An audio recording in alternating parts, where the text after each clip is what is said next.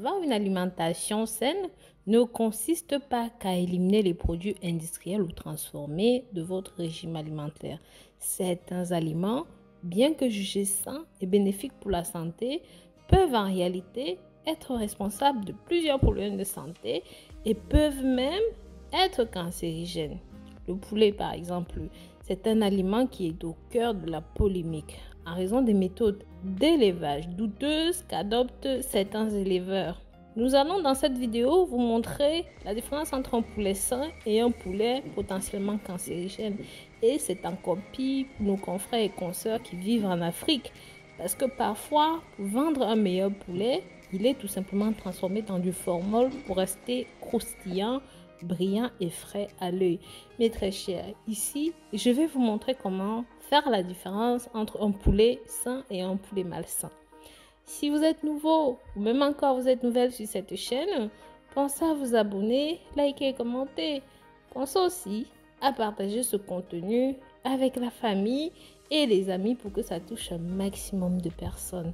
Faites un tour sur rosemoneyfashion.com. Là où nous avons de nouveaux produits sains et naturels, bio, très bons pour votre santé. Sans plus attendre, nous rentrons dans le vif du sujet. Beaucoup d'entre nous aiment conserver de la viande animale. Il représente une excellente source de protéines complètes. Le poulet en particulier est riche en vitamines, en phosphore, en sélénium, en fer, en potassium et même en cuivre. Il représente donc un très bon choix de protéines maigres et c'est bénéfique pour la santé.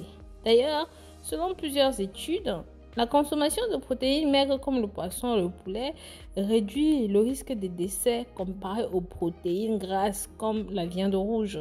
Toutefois, bénéficier de ces bienfaits, il est important qu'ils soient sains, que les méthodes d'élevage soient bonnes, les méthodes de conservation soient bonnes et c'est pourquoi je vais vous donner quelques astuces ici pour ne pas vous faire avoir. Le poulet industriel est réputé pour avoir une valeur nutritionnelle pauvre et contient un taux déséquilibré d'acides gras. Il peut donc augmenter les risques de maladies cardiaques. Rappelons que ce type de poulet est élevé dans un espace fermé, parfois dans des cages où un nombre important de poulets sont entassés, chose qui les rend plus susceptibles aux infections et favorise la prolifération et la propagation des bactéries. Pour remédier à cela, les éleveurs n'hésitent pas à leur administrer des antibiotiques qui ne sont pas sans effet sur notre santé. Le poulet industriel est aussi supplémenté d'hormones pour bien augmenter la productivité et sa nourriture est riche en graisse. Parfois, c'est un produit génétiquement modifié.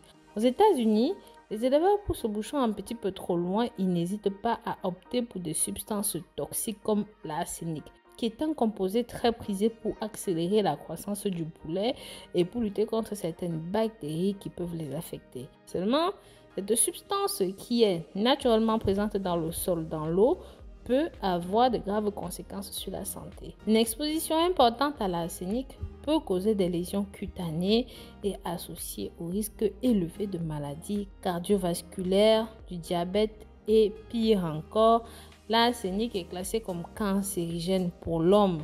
Comme je vous disais, dans nos pays africains récemment, il y a une grande étude qui a montré que beaucoup de produits vendus sur nos étals dans les marchés africains présentent un risque de toxicité aiguë et même chronique parce qu'ils sont mélangés de formol, ce qu'on appelle encore gamaline, étrel ou même gibéréline.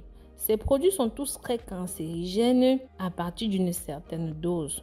En plus, le formol entraîne des troubles respiratoires graves, des lésions viscérales sévères au niveau de l'estomac, de l'intestin et même des reins.